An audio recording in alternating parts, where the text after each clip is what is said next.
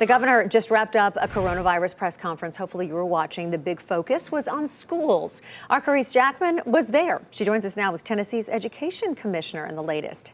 Hi, Caresse. Yes, hi Tracy. Yeah, Penny Schwinn is talking to us just about the updates that she provided in this press conference that just wrapped up about 30 minutes ago. Good afternoon, Commissioner Schwinn. Good afternoon. So can you tell us a little bit about what you have basically described in the press conference in terms of the updates for school districts and what people need to know?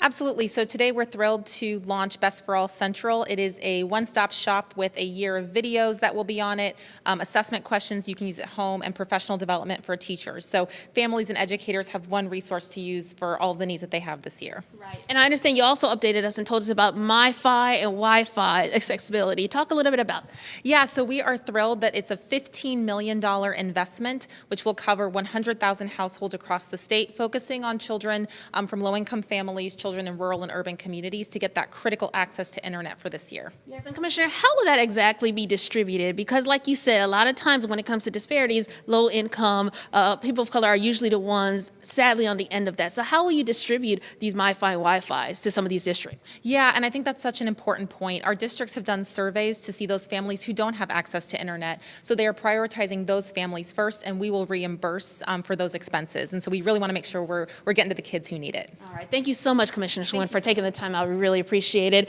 And another thing that I asked the health commissioner today, Dr. Piercy, was in terms of reopening, what does it look like when it comes to collecting school data for these schools? And she basically reiterated that that is something they are, again, monitoring, and they're planning on doing that and planning on giving out that list sometime next week. So, of course, we'll keep you updated on those developments as well. Carol, Tracy?